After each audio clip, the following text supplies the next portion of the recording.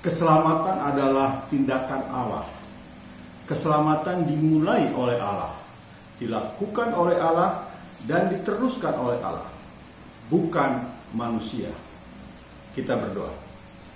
Terpujilah Allah, Engkau yang besar, kekal, yang karenanya membangunkan kami pagi ini dengan tubuh yang sehat, segar, dan tidak kurang suatu apapun.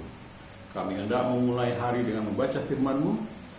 Kuasai kami dengan Roh Kudus-Mu, agar kami dapat memahami kehendak-Mu. Berfirmanlah ya Tuhan, kami sedia mendengarkannya. Amin. Shalom, selamat pagi. Senang berjumpa kembali dengan saudara-saudara sekalian. Sabda Bina Diri ke-731, Selasa 8 Juni 2020. Bacaan kita terambil dari Efesus 2 ayat 11 sampai 18. Saya memberi judul renungan ini, menikmati karyanya, mengenal pribadinya. Saudara-saudara, nas kita adalah ayat 13. Saya bacakan buat kita semua. Tetapi sekarang di dalam Kristus Yesus, kamu yang dahulu jauh sudah menjadi dekat oleh darah Kristus. Bacaan kita pagi ini berisi penjelasan Rasul Paulus tentang kondisi jemaat Efesus. Ayat 11 dan 12 mencatat, jemaat Efesus dulunya hidup tanpa Kristus. Mereka tidak mengenal Kristus. Jemaat Efesus dahulu tidak hidup di bawah pemerintahan Allah. Semua hukum-hukum Allah yang mengatur umatnya tidak mereka kenal. Dahulu jemaat Efesus tidak termasuk anggota kerajaan Allah. Jemaat Efesus dahulu hidup tanpa Allah. Mereka menyembah Allah, huruf kecil, ilah-ilah lain. Mereka tidak memiliki relasi pribadi dengan Allah yang hidup. Jemaat Efesus dahulunya hidup tanpa pengharapan.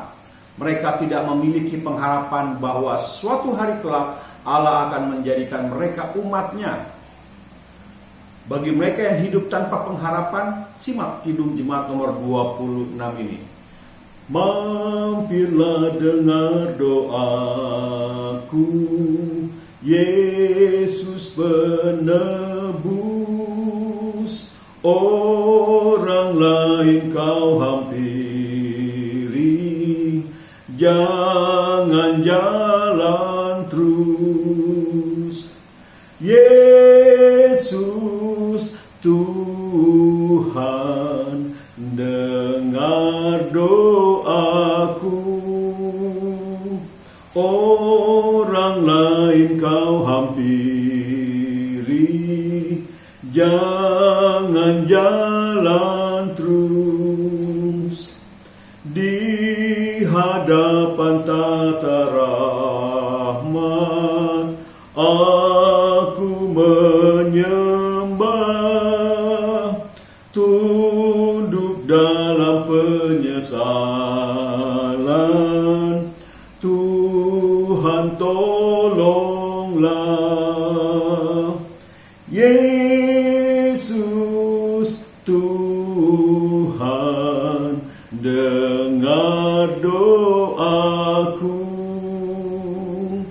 orang lain kau hampiri, jangan jalan terus. Semua kita pun seperti jemaat Efesus, bukan Yahudi, maka tidak memiliki hak-hak. Ingatlah, semua perubahan yang telah dilakukan Allah melalui karya penyelamatan Yesus Kristus membuat kita menjadi warga negara kerajaan Allah. Saudara-saudara terkasih, Alkisah seorang bapak melakukan suatu perjalanan dengan pesawat. Ia mendengarkan musik dari sebuah grup band bernama Buena Vista Social Club lewat pemutar CD-nya zaman waktu itu ya. Biasanya musik mereka tidak menarik perhatian bapak ini.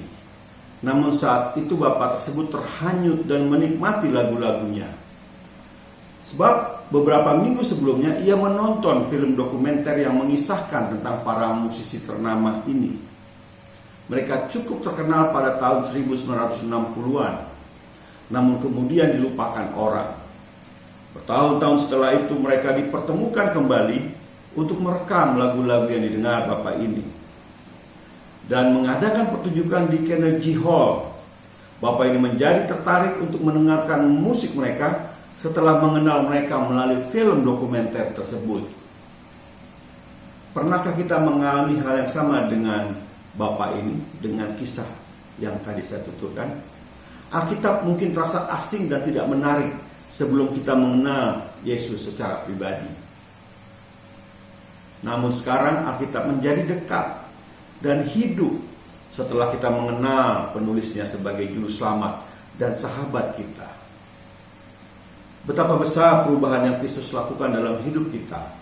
Dalam nas kita yang tadi saya bacakan ayat 13, Paulus berkata, "Tetapi sekarang di dalam Kristus Yesus, kamu yang dahulu jauh sudah menjadi dekat oleh darah Kristus." Kini, setelah Kristus hidup dalam hati kita, kita pun ingin mendengar segala ekspresi dari musiknya, melalui firman-Nya, ciptaannya, dan umatnya. Kemanapun kita memandang hari ini, kita dapat melihat karya Yesus Kristus Sang Pencipta dan pengatur kehidupan. Kenalilah Yesus secara pribadi, maka kita pasti akan senang mendengar musiknya. Saudara-saudara, saya telah sampai di akhir renungan. Ingat baik-baik pesan pagi ini. Untuk dapat menikmati hasil karyanya, kita harus mengenal pribadinya. Saya ulangi.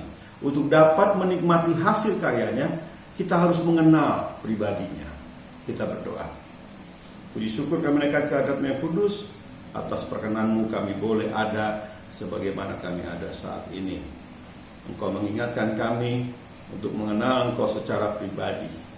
Maka kami akan menikmati karya-Mu dalam hidup kami. Berkenan bersama kami di hari ini ya Tuhan, sampai pada istirahat kami pada hari Selasa ini. Tuhan beserta dengan kami, menuntun langkah kami, dan jangan tinggalkan perbuatan tangan-Mu. Dalam nama Yesus firman yang hidup. Amin. Salam sehat, Tuhan memberkati saudara.